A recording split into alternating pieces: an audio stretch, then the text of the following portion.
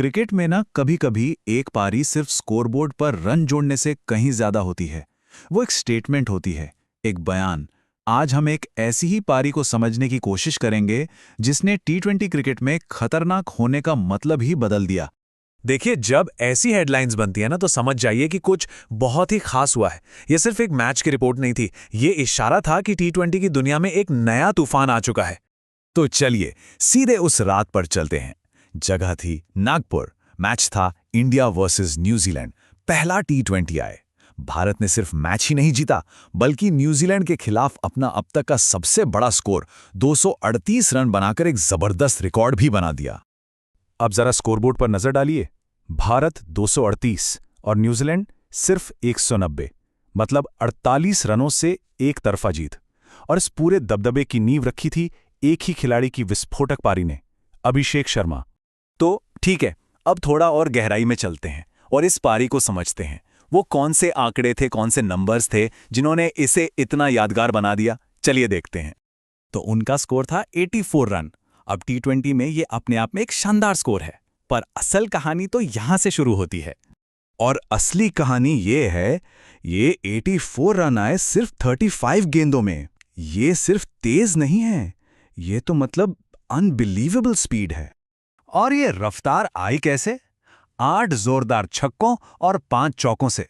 सोचिए, 68 रन तो सिर्फ 13 हिट्स में आ गए, सिर्फ बाउंड्रीज से। ये प्योर रॉ पावर थी। लेकिन यकीन मानिए, उस रात की सबसे बड़ी कहानी 84 रन नहीं थी। उस रात उन्होंने एक ऐसा रिकॉर्ड बनाया जो सीधा हिस्ट्री बुक्स में चला गया।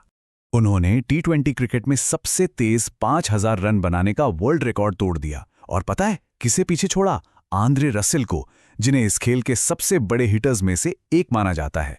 ये चार्ट देखिए, इससे पता चलता है कि ये कितनी बड़ी बात थी।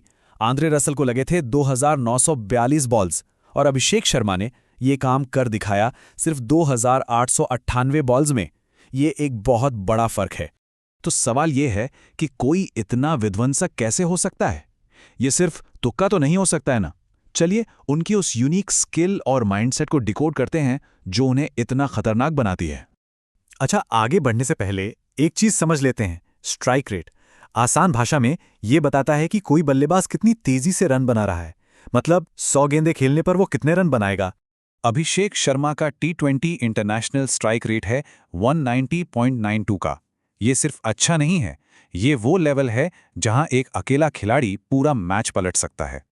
और सबसे दिलचस्प बात यह है कि वो खुद को कोई पावर हिटर नहीं मानते। उनका कहना है, मैं रेंज हिटिंग नहीं करता। मतलब वो सिर्फ आंख बंद करके बल्ला नहीं घुमाते। मैं टाइमिंग पर ज्यादा ध्यान देता हूं। मतलब ये सिर्फ जोर से मारना नहीं है, इसके पीछे स्किल और दिमाग दोनों हैं। तो उनके खतरनाक होने के पीछे का राज क्या है?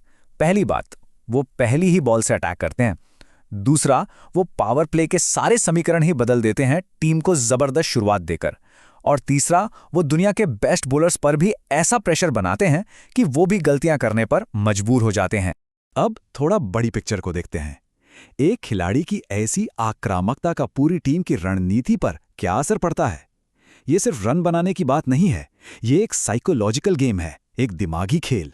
इसे कहते हैं डोमिनो इफेक्ट। अभिषेक का अटैक शुरू होता है और दूसरी टीम का कप्तान घबराने लगता है। फिर वो डिफेंसिव फील्ड लगाने पर मजबूर हो जाता है, अपने सबसे अच्छे बॉलर्स को जल्दी जल्दी इस्तेमाल कर लेता है और नतीजा, बैटिंग करने वाली टीम पूरे गेम को कंट्रोल करने लगती है। तो इन सब बातों को देखकर हम वापस अपने मेन सवाल पर आते हैं। क्या ये सारे सबूत उन्हें दुनिया का सबसे खतरनाक बल्लेबाज बनाते हैं?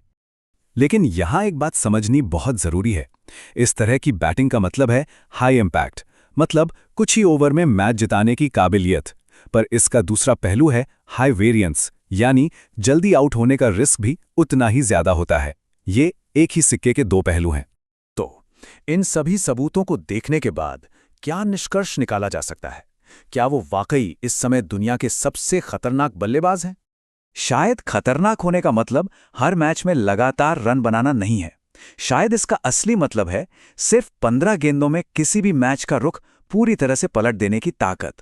और अगर इस परिभाषा से देखें तो अभिषेक शर्मा आज के दौर के सबसे खतरनाक खिलाड़ियों में से एक हैं, इसमें कोई शक नहीं।